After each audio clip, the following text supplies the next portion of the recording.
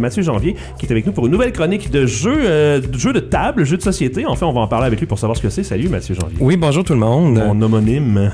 Oui. Donc, moi, dans le fond, je vais vous présenter toutes sortes de choses. Je vais vous présenter l'univers des jeux de société. Puis, au cours des différentes chroniques, on va voir différentes catégories de jeux de société. Je vais présenter, mettons, mes jeux préférés pour vous donner une idée de qu'est-ce que moi j'aime, qu'est-ce que moi qui m'attire. Puis, je vais aussi parler aujourd'hui un peu de l'histoire du jeu de société, comment qu'on est arrivé au jeu de plateau moderne. Fait que je vais expliquer là, vraiment c'est quoi, c'est une bonne idée. Donc, qu'est-ce qui se fait aujourd'hui. Tu viens de dire jeu de plateau, j'ai dit jeu de table, j'ai dit jeu de société. Est-ce qu'il y a un mot qui englobe absolument tout ce qui est ce sorte de jeu-là? Parce que là, quand tu dis le mot jeu, tu peux pas juste dire jeu, parce que ça englobe d'autres affaires. Ça va. La tag est pas là-dedans. Non, c'est sûr que souvent le concept va être un peu étiré. Ouais. Pour certains, est-ce qu'un jeu d'art est un jeu de société? C'est un jeu qui joue à plusieurs. Il y a une compétition. Oui. Est-ce que c'est un sport? Ouais. C'est ça. Fait que là, la zone est quand même floue. Moi, pour ce qui me concerne, il y a quand même un style de jeu qui me parle plus, c'est ce qu'on définit le jeu de designer, le jeu d'auteur. Donc, c'est un jeu où le nom de l'auteur va être sur la boîte. C'est plus ça dont je vais parler. Je sais pas, mais il y a tout le temps quelqu'un derrière chaque jeu. Je disais, les jeux naissent pas comme ça par... non, même par les magie. Plus vieux, comme Uno, il y a quelqu'un qui a créé ces règles-là. C'est pas... T'sais, les échecs, oui, aussi, il y a quelqu'un qui a créé ces règles-là, mais là, c'est tellement loin que c'est perdu. Là. C'est ça. Mais c'est différent parce que, disons, un livre, tu vas avoir tout le temps le nom de l'auteur en super gros. Le film, ça va être tout le temps genre Stephen King présente. Mais un jeu de société, je savais même pas qu'il y avait des auteurs. Oui, ben justement, c'est là que ça se définit quand les compagnies ont commencé à réaliser que l'auteur du jeu a autant d'importance que un auteur de livre. C'est ça. Exact. Il y a des règles. Des fois, les règles sont super compliquées. Des fois, ça peut être un gros livre qui va venir avec le jeu. Là, évidemment, on n'entrera pas dans les jeux de rôle, peut-être. Pas aujourd'hui, mais ça pourrait être quelque chose que je pourrais aborder. Tu considérais ça dans la catégorie des jeux d'auteur, disons? Dans la grande famille des jeux, mettons. OK. Quelque chose qu'il faut s'asseoir et jouer à plusieurs. Est-ce qu'il y a des... Là, je sais que je t'amène ailleurs complètement et que ta chronique n'a même pas théoriquement commencé parce que tu n'es même pas dans ton contenu. Mais est-ce que tu pourrais jouer à un jeu de société ou un jeu d'auteur seul? Oui, il y a plein de jeux qui se jouent en solo, des styles de jeux solitaires, mais il y a aussi des jeux qui se jouent à plusieurs, mais qui ont une version solitaire. Dans le fond, soit on essaie de faire le meilleur score ou on essaie de pas perdre contre le jeu. Un peu comme les jeux, dans les jeux vidéo, ça peut être des modes solo ou des modes aventure, des fois qu'on appelle, donc ça existe là-dedans aussi. Oui, je vais en parler, je vais les aborder. Mais maintenant, on va commencer avec ce que tu avais prévu de dire. Donc là, on va parler de l'historique de ce sorte de jeu-là, cette sorte de jeu-là. Exactement. Donc, moi, dans le fond, je suis passionné de ce genre de jeu-là. J'ai toujours aimé les jeux de société, mais depuis, disons, 2005, c'est là que j'ai découvert l'univers moderne des jeux. Donc, et depuis 2012, je travaille dans une boutique de jeux. Et donc, c'est sûr, ça un peu augmente, ça facilite mon... Oui, c'est sûr, mais ça facilite un peu ma dépendance, si on veut. Disons que l'un va avec l'autre. Tu as peut-être choisi ton emploi par rapport à ce que tu aimais déjà, ou est-ce que c'est sûr que je visais quelque chose de semblable, oui. Ça aurait pu être le contraire, quelqu'un qui travaille dans un magasin de jeux comme ça aurait pu se créer une certaine dépendance, mais tu l'avais déjà. Je l'avais déjà, oui. Comment joindre l'utile à l'agréable? Exact. Tellement, c'est ça qu'on veut tous dans la vie. Évider notre portefeuille. Ouais, est-ce que tu as un rabais? Oui, quand même, mais tu sais, ça peut monter cher quand même. C'est ça, j'imagine, parce qu'il y a des jeux qui sont extrêmement chers dedans. Ça dépend de la qualité des matériaux, j'imagine. Exact. Ou combien il y en a dedans aussi. Là. Ça, je pourrais en parler aussi là, des différentes on veut se lancer dans tous les sens, là, mais on a quand même 6-7 semaines ensemble, donc on va pouvoir déblatérer sur bien des sujets. Oui. Donc, un autre point que je voulais faire, c'est sûr qu'aujourd'hui, ce qui est plus populaire, c'est les jeux vidéo. Ouais. De loin, là, si on compare les ventes des jeux vidéo et des jeux de société, c'est même pas comparable. C'est sûr que si on compare les ventes, le prix est tellement cher pour les jeux vidéo, encore plus. Ah, ben il y a des jeux de société à 100, 150. Fait que le prix, les possibilités sont là pour les deux, mais il y a beaucoup de jeux qui sont 20$ et moins aussi. Ouais. Fait que, mais, c'est ça, le jeu vidéo est vraiment une industrie plus grande, mais il y a il y a comme deux façon de faire entre le jeu vidéo et le jeu de société qui fait que c'est deux catégories très distinctes. Quand on parle de jeu de plateau, jeu de société, on a de la stratégie, mais l'avantage aussi quand on interagit avec les autres joueurs, on voit directement leur réaction. Oui, c'est différent de parler dans un micro, là. Dans un jeu vidéo. Dans un micro ou juste regarder l'écran, ce qui se passe. Ouais. Là, on doit manipuler avec nos mains les pièces, on s'échange des choses avec les autres joueurs, et ça peut paraître anodin, mais non, il y a quand même un plaisir à manipuler les pièces physiquement. Ouais. L'odeur des jeux, souvent, c'est parce qu'ils étaient dans le sous-sol. Mais... Ouais, mais moi, j'adore les jeux vidéo aussi, mais il y a quand même un plaisir à avoir le côté physique. Puis l'interaction aussi. Ouais. Exactement. Et c'est compatible avec toutes les consoles, les jeux de société. Hein, ça fonctionne. Oui, puis dans 100 ans, le jeu de société va toujours être bon. Et il n'y a pas de tant qu'il y a les règles dedans, plus tard. Non, c'est ça. Il y a toujours... les consoles vont changer, mais le jeu ne changera pas. Quoique les jeux ont des expansions aussi. Donc, oui. Là, ça, c'est une similarité entre les jeux vidéo et les jeux de société. Oui, c'est vrai. Une autre chose, de plus en plus, les jeux de société intègrent des applications tablettes ou téléphone. Ah, pour vrai, je savais pas ça. Fait que c'est sûr que ces applications-là, s'ils sont plus mises à jour, le jeu ne marche plus dans certains cas. OK. Mais c'est assez rare, ces jeux-là. Ils commencent à prendre les mauvais plis des jeux vidéo, on dirait. Ouais, c'est ça. Mais ça offre des expériences de jeu différentes. C'est ça. Mais ça, est-ce que c'est une tendance qui augmente ou ça stagne, cette tendance-là d'essayer de... Ah, bien finalement, l'application est à jour, tu dois t'acheter un nouveau jeu. Ben, on aurait pu croire que oui, mais finalement, non. C'est quand même, pour tous les jeux qui sortent à chaque année, il y en a très peu qui utilisent une application. OK. Donc, c'est vraiment des cas ciblés que, ce jeu-là, avec l'application, il y a un plus. Il y a un facteur novelty un petit peu, là, c'est le fun. Oui, là. oui. Tu sais, une fois, puis t'as compris le principe. Ouais. Donc, si on parle on va remonter un peu dans le temps pour expliquer comment on est arrivé aux jeux modernes.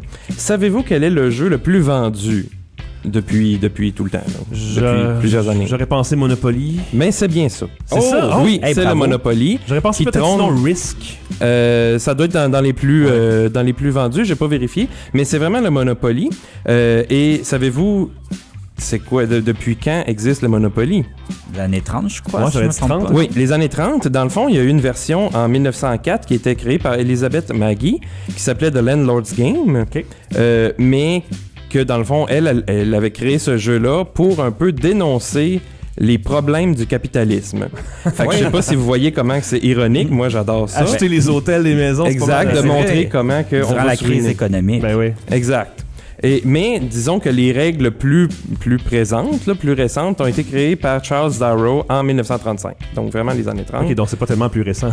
Non, c'est ça. C'est quand même un jeu très très vieux. Et là, on parle pas des dérivés qu'il y a eu là, pour enfants, les ça doit être plus du temps de Parker Brothers, Hasbro, que ça a été créé sous licence. Là.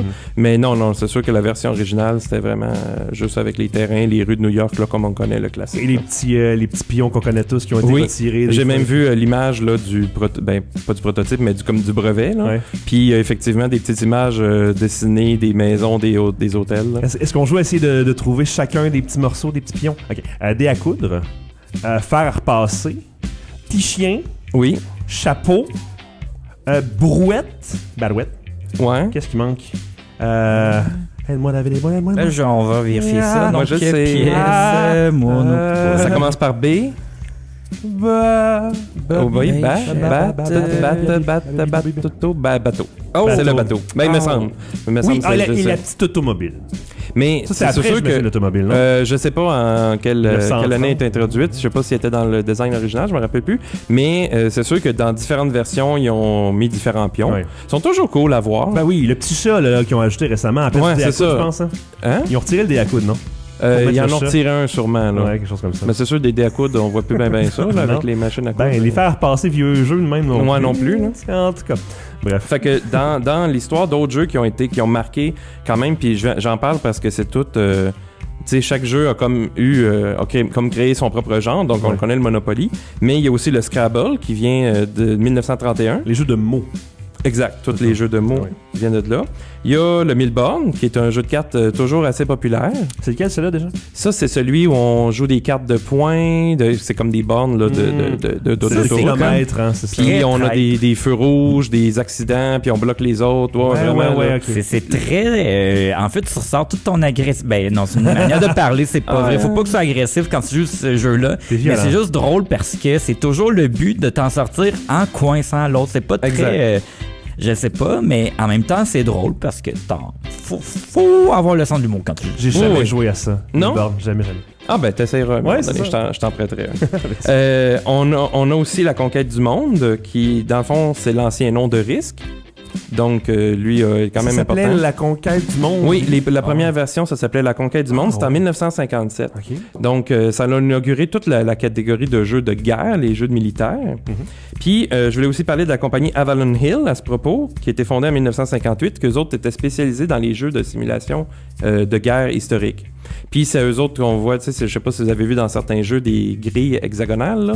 Ouais. C'est eux autres qui ont conçu ce système-là, mais que maintenant se retrouve dans toutes sortes de jeux, souvent plus tactiques, là. Ouais. Puis c'est aussi eux autres qui créent Axis Analyze.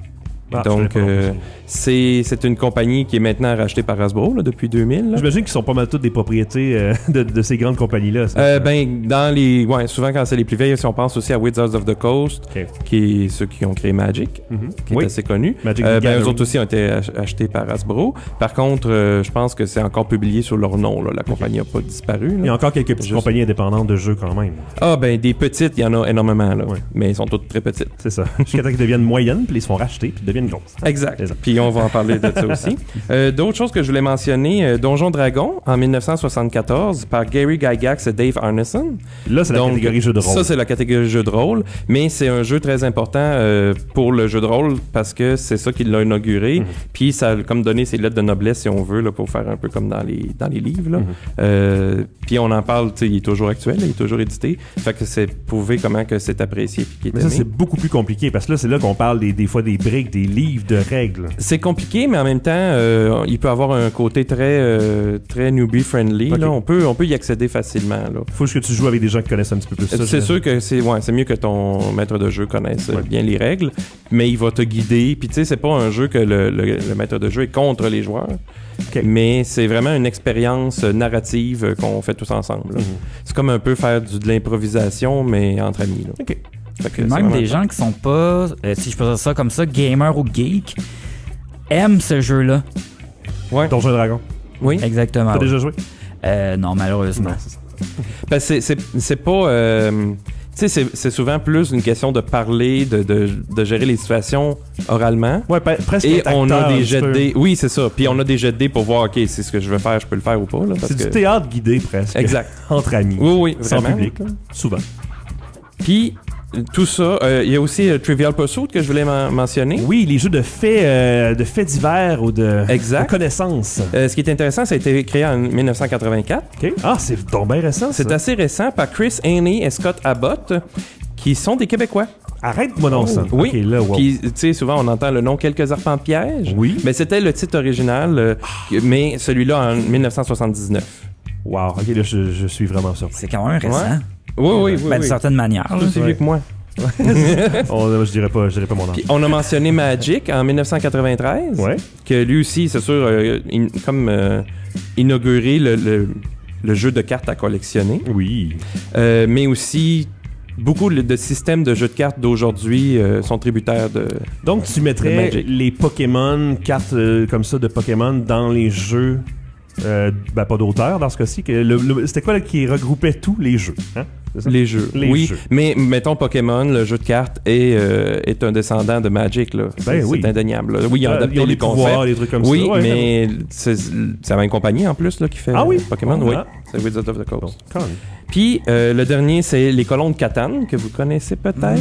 J'ai entendu souvent le nom. C'est sorti en 1995. Je vais en reparler, mais c'est vraiment le jeu qui a ouvert la porte aux jeux modernes. OK.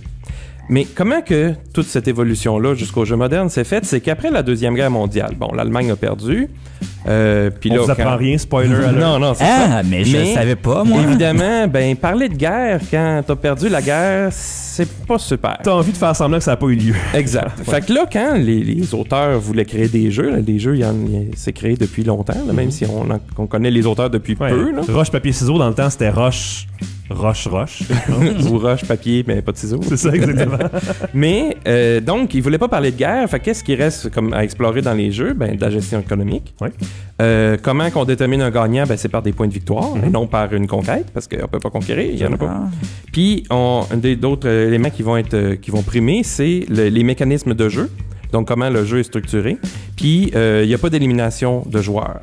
Fait que on va les voir, là. Puis évidemment, la plupart du temps, on évite les thèmes militaires parce que justement, c'est un mauvais souvenir.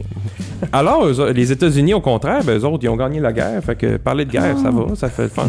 Donc, le risque, c'est pour ça que ça existe. Parce qu'il n'y avait pas ce tabou-là. Surprenant qu'il n'y ait pas plus de jeux avec des guns aux États-Unis. Ouais, il y en a maintenant, mais qui sont pas nécessairement des États-Unis. On en reparlera. Okay. Je pense que je l'ai mis dans mes listes, là. Donc, c'est ça. Fait que souvent, dans les jeux américains, on va avoir plus un thème qui est là, puis les mécanismes de jeu, c'est moins secondaire, disons. Ouais. C'est un peu secondaire.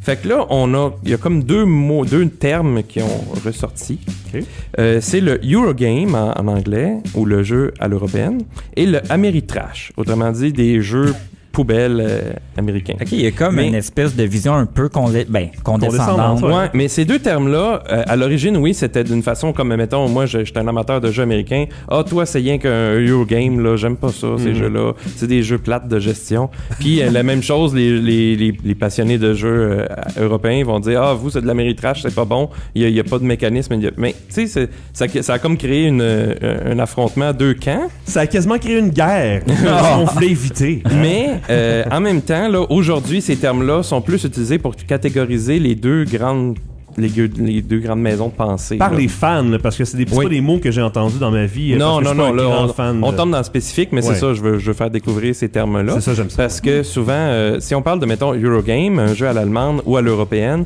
on parle de jeux que, comme j'ai expliqué, c'est des mécanismes qui priment. Les thèmes, ça va être des thèmes économiques. Un peu génériques. Ouais, des fois, ça peut être assez spécifique, Okay. là, mais c'est sûr, ça soit de gérer notre propre ferme ou de peindre des tableaux, il y a toutes sortes de choses, là, vraiment. Là. Alors que dans le jeu à l'américaine, ça va être de la conquête ou de détruire des bâtiments. Quand on a un gros monstre, on détruit un bâtiment, il y a toutes sortes de choses. C'est plus dans l'action directe. Oui, souvent, oui. Mais des fois, on parlait de jeux vidéo, tantôt on faisait des parallèles. Des trucs comme SimCity, ça pourrait ressembler à un jeu à l'européenne, exact. Mais en jeu vidéo. Oui, puis un exemple, ça serait Suburbia. Là, je vais nommer quelques titres, mais c'est des titres que je pourrais revenir dans les prochaines semaines. Suburbia, oui, c'est un jeu de gestion de ville qui rappelle beaucoup SimCity, que j'aime beaucoup. Puis pour chaque type de jeu vidéo, je pourrais dire que maintenant, il y a même un jeu de société qui peut comme équivaloir. Là. Ils s'inspirent les uns les autres. Oui, mais ça, on pense que c'est en opposition, mais finalement, ça s'alimente. Ouais. Oui, vraiment. Tu peux jouer à Monopoly en jeu vidéo aussi. C'est sûr, c'est sûr. Puis il y a des jeux de société qui ont la licence des jeux vidéo. Là, vous connaissez peut-être StarCraft. Ouais. Il existe un jeu de société là-dessus. World of Warcraft. Il y en a plein. Railroad Tycoon, il y en existait un. Il y a plusieurs exemples. Est-ce qu'un jeu, un jeu de société Mario Bros? Il y en a aussi, oui. Ah oui. Puis des Monopoly, entre autres, mettons. Oui, mais il y a aussi un jeu qui est sorti pas très longtemps, mais qui est malheureusement disponible qu'en anglais, qui s'appelle Mario Level Up. Qui est comme un jeu de bluff et un peu de risque, là, que j'ai pas essayé malheureusement, là, mais je l'ai vu en ligne. C'est intéressant, j'avais pas vu ça. Ça semble bien. Il y avait un jeu d'échecs aussi de Mario. Ça, oui, bien sûr. Oui, absolument.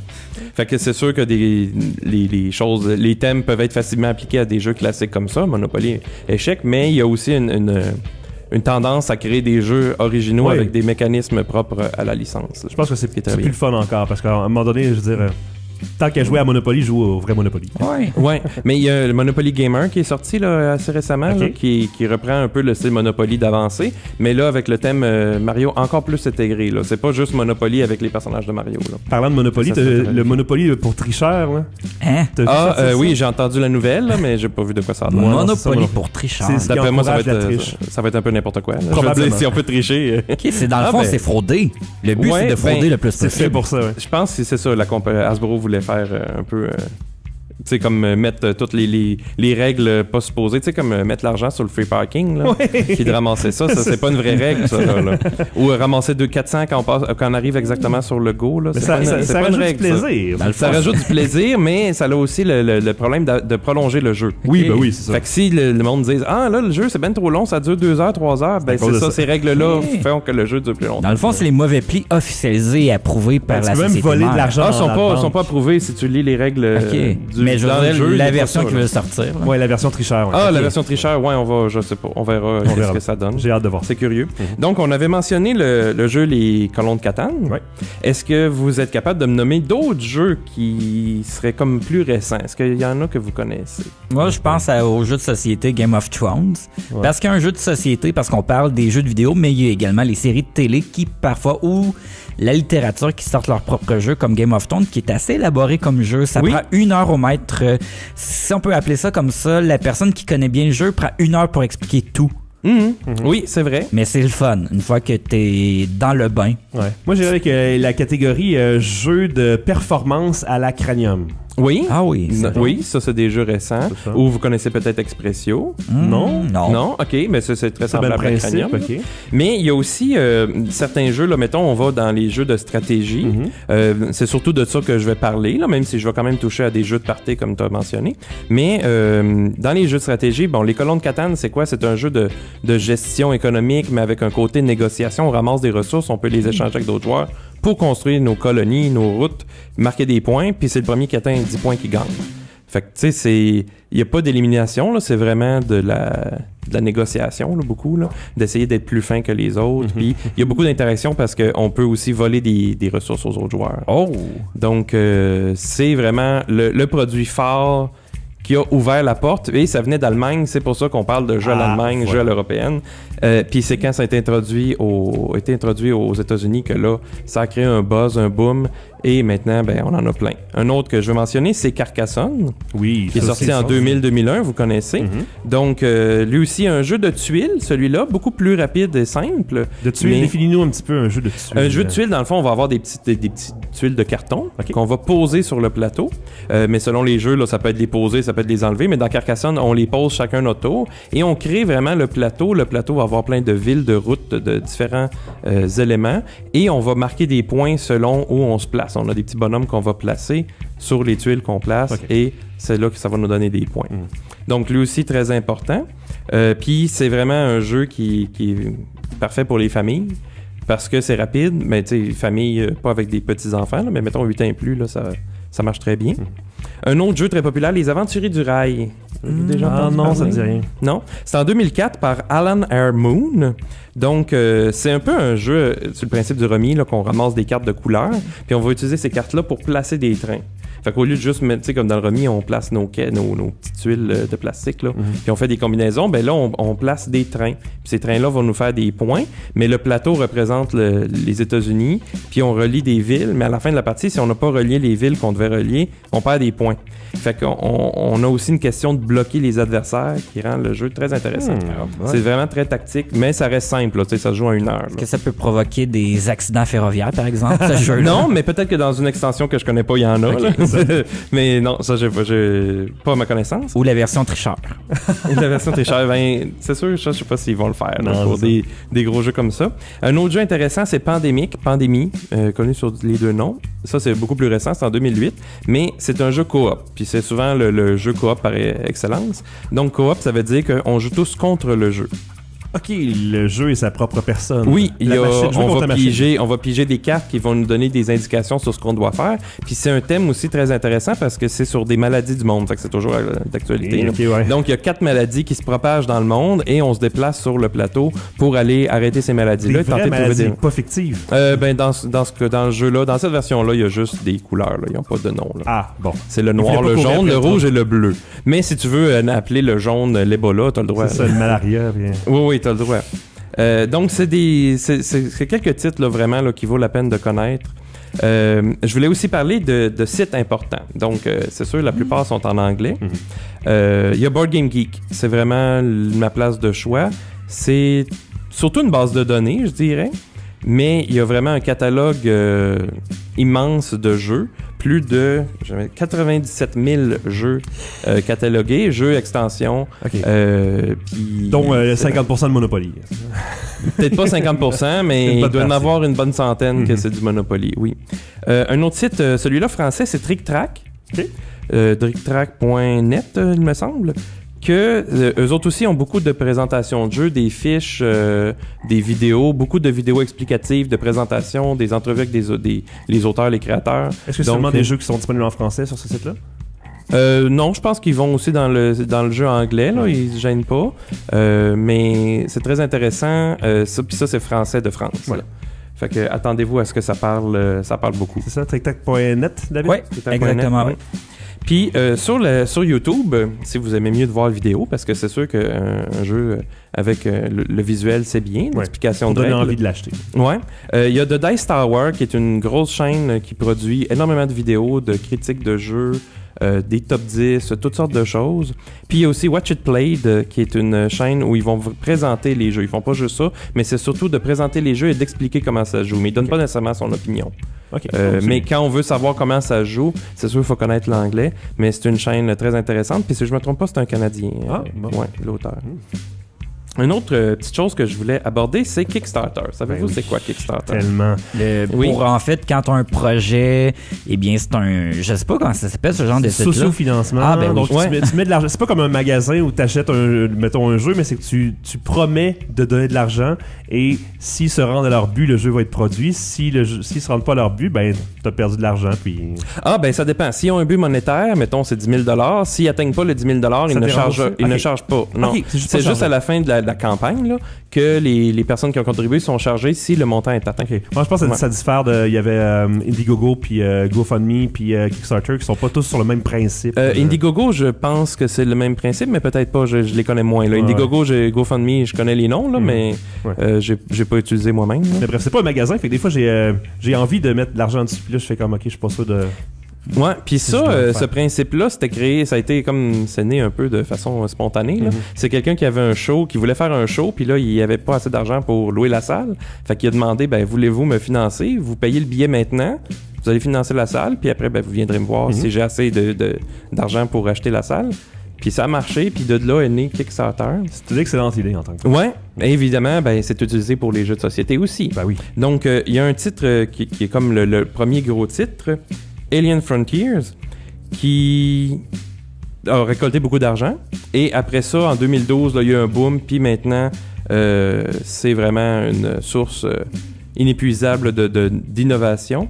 Puis c'est aussi là le numéro 1 sur Board Game Geek que j'ai mentionné tantôt, c'est un jeu qui est disponible seulement sur Kickstarter. Wow! Donc, c'est dire comment que ça a un impact. Mais c'est sûr que comparativement à tous les autres jeux qui sortent des compagnies, c'est une petite marge, là, mais ça a un impact... quand même sur l'industrie. Mais comme Mathieu le dit, ça se peut que ça ait beaucoup de succès, que ça soit racheté par une plus grosse compagnie. Oui. C'est ça. Et puis là, au moins, ça va avoir commencé par Kickstarter. Faut commencer en bas de l'échelle des fois. Oui, c'est ça. Ben oui. Fait que c'est pas mal ça que je voulais vous présenter. La prochaine fois, on pourrait parler de jeux vraiment. Là, je pourrais expliquer plus dans le détail des jeux familiaux, là, des jeux qu'on peut jouer avec les enfants ou entre amis, qui sont pas compliqués, qui sont rapides, qui ont de la stratégie quand même. Génial. Ce sera dans la prochaine chronique.